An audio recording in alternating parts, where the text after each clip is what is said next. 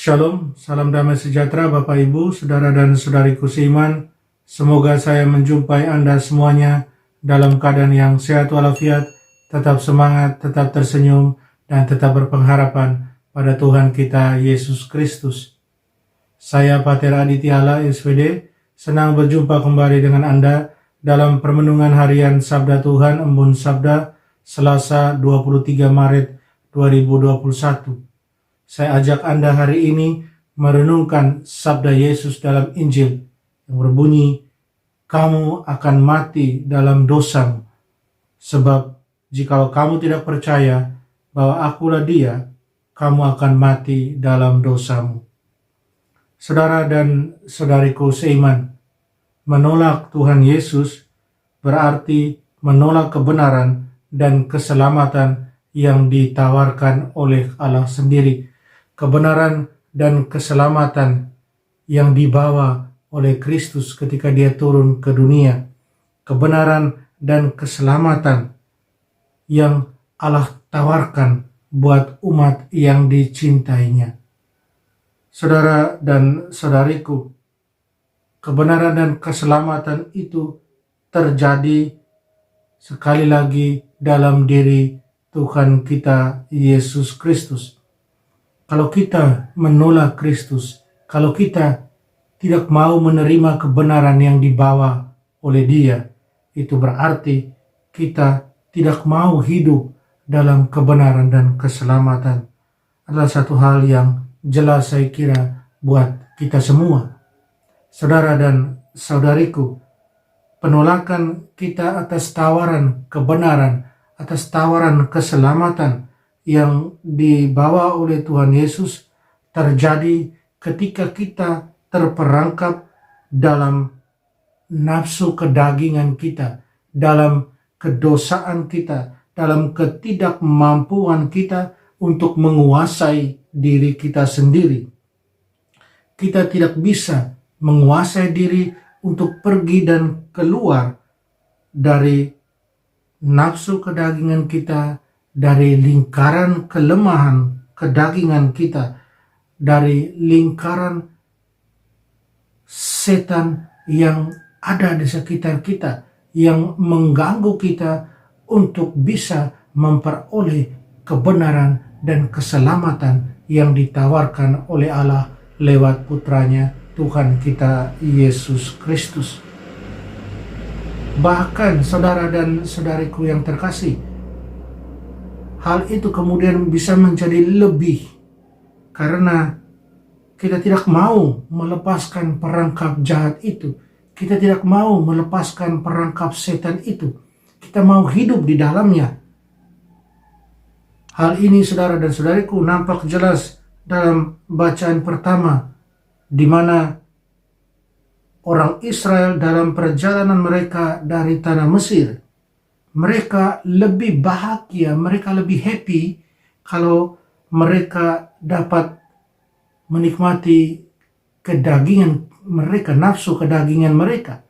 Mereka tetap menjadi budak karena nafsu kedagingan mereka. Sehingga mereka menanggung akibatnya, mereka menjadi mati yang dipagut ular. Tapi kemudian Musa disuruh membuat ular tedung, dan itulah yang membawa keselamatan. Ular tedung yang dibuat dari tembaga oleh Musa menjadi lambang Tuhan kita Yesus Kristus yang ditinggikan di atas salib. Siapa yang percaya pada Tuhan kita Yesus Kristus, dia menjadi hidup kembali. Saudara dan saudariku, jalan hidup kita pun bisa jadi masih terperangkap dalam nafsu kedagingan kita, dalam kelemahan kedagingan kita. Kita selalu khawatir dengan segala yang akan kita pakai. Kita selalu khawatir, cemas dengan segala apa yang akan kita nikmati.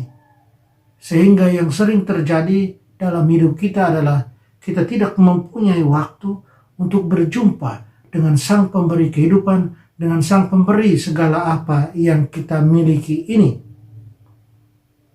Kita melupakan Dia dengan berbagai macam alasan.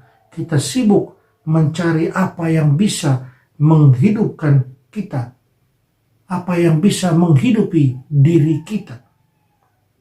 Tapi kita lupa dengan Sang Pemberi kehidupan itu sendiri.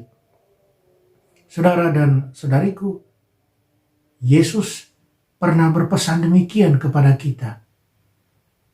Manusia hidup bukan dari roti saja, melainkan dari setiap firman yang keluar dari mulut Allah. Apakah kita menyadari hal itu?